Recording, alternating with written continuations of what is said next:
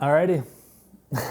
All right, what's going on? We're going to be going over the rear foot elevated single leg Romanian deadlift. It's a bit of a mouthful, and the first thing I want to say is this is actually going to be a much harder exercise than it'll look for me. So if you're at this point and you're using this exercise, you probably should be already familiar with the split stance Romanian deadlift. If you're not, I would search that under my name on my channel and check that out, because this is a progression from that exercise.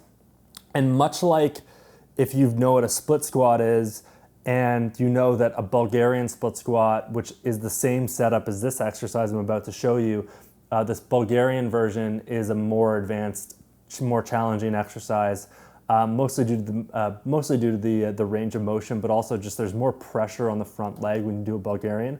In this case, as we take the split stance Romanian deadlift and lift the leg behind, we're going to make this a little bit harder in terms of the fact that there is more pressure on the hip as we do it this way.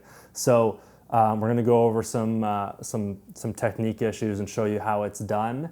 But this is a pretty tough exercise, and the reason why it's gained some popularity is, for me at least, the reason why is because if we take the split stance Romanian deadlift and we see that as a progression to the single leg Romanian deadlift, so not the exercise I'm about to show you, the single leg Romanian deadlift, which you can also search on my channel, is a unsupported single leg Romanian deadlift, whereas this one is going to look a lot like it. However, the back leg is supported, so you have more stability and you can do the exercise more easily, and it kind of maps towards an easier transition to learning how to do the single leg Romanian deadlift, which would be a progression from this exercise. So I'm going to get into it right now and show you how it works. Obviously, in this case, we're at my place, we're using my couch, but you can use a bench, of course. That's typically what I would use for this exercise. I don't typically put my gym shoes on and do a workout on my couch, but here we are. For the setup, it's going to be a lot like the Bulgarian split squat, where the front leg is usually, I like it a little bit in front. I like it actually a little bit out in front. So you see how there's like a tiny angle where my heel is just a little ahead of my hip. You could be back here and right under it. I just have a personal preference for a little ahead. I wouldn't go to extremes and be out like this and be all the way stretched out, but I like it kind of right under, where you can get a vertical line or a little bit of an angle between that heel, knee, and hip. So I'm going to be right here. And what we want is the split stance Romanian deadlift is going to look a lot like this. And if you go check out the videos, that's what you'll see. In this case, we're going to lift the leg, back stays straight. I push this hip back. This shin stays vertical. That's what we do. Like when you're thinking about any deadlift variation, the shin stays pretty well vertical, or maybe a little bit ahead. In this case, all of the bend is coming through my hips. My chin stays tucked. Hip pushes back. I feel a stretch on my hamstrings. I come back right to the top. So we'll show the other leg. And I like, in the case of a Bulgarian split squat, in the case of this exercise as well, I prefer the flattened ankle versus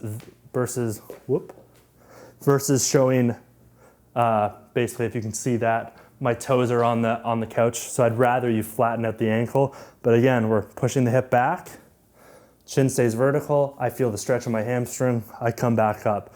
If your hamstrings are very flexible and you can go deeper than I can, I would suggest stopping before your shoulders get below your hips. So we don't want to be going down to here. We want to be getting right here, feel that stretch or not, and come back up. Most people are going to feel the stretch when they get to the bottom. That's an indication that, okay, we've loaded this muscle up enough, come back to the top. The other thing to notice, for one, another common mistake is what you'll see is as we come back, we'll track the knee back. That's not a huge deal, but we probably want that knee to be staying in the same spot. That's going to be where you're strongest. If you move back too much, you're going to be like, you're relying on the back leg. We want to be relying on the bench or the couch or this back leg on it as little as possible. We want the work to be focused on the front leg. And the other thing is you just won't want to be bunching up, or as you see in a lot of deadlift variations, when people, like if your hip isn't strong enough to handle this, because as we push into this, we're using our hip. If it's not strong enough, you're going to do one of two things. You're going to round over at the back, or you're going to feel it a lot in your back, or you're just gonna like bend into it and almost make it look like a kind of a crappy Bulgarian split squat. So if you can't get the exercise right, it means it's not the right exercise for you. It may mean you have to go back to the split stance Romanian deadlift version, or it may even mean like you got to go back to certain regressions from that, like split squats or Bulgarian split squats, which when I say regression, it doesn't mean they're bad, like they're easy exercises, because if you load those exercises up enough with enough weight, they're hard. But what I mean is, in this line of progressions through these exercises, split stance Romanian deadlift, to these guys, to single leg Romanian deadlift, if you can't do those, you got to spend time with, step ups, Bulgarian split squats, Bulgarian split squats, exercises like those before these exercises become more accessible, because in those exercises you're using knees and hips together and developing that single leg stability. When you do, say, if you do a split squat, you've got the knees helping out, but you're also developing the single leg stance hip strength, which applies directly to these exercises. If you can kind of think about that in your head, whereas now, instead of doing a full split squat, we're just going like that and putting all the weight on this hip rather than using the knee to help as well. So that's all I've got for you today on this exercise. It's pretty challenging. It's actually a relatively new exercise, which you won't see too many videos on it, but the reason for its use is it's just really, really good for hip strength. It's like really focused towards it, and it maps really well to probably one of the best leg exercises I know of, the single leg Romanian deadlift, which if you check out my video, it can look relatively simple, but it's basically like almost like a ballet move, or like warrior 3 in yoga, which is with weights as well. So there's a huge balance component, but this exercise is giving you the strength required to eventually be in a position to learn that much easier. So that is the rear foot elevated single leg Romanian deadlift. I usually program it for something like 8 to 10 reps per set, 3 sets, 4 sets, something like that. You can go to more, obviously. You can load it with dumbbells. You can load it with one dumbbell on one side, and actually you can even load it up with a barbell on the back, although I wouldn't really recommend starting off that way. That could be pretty tough on you. So that's the exercise. If you have any questions, shoot me a line, and talk to you in a bit with the next video next week.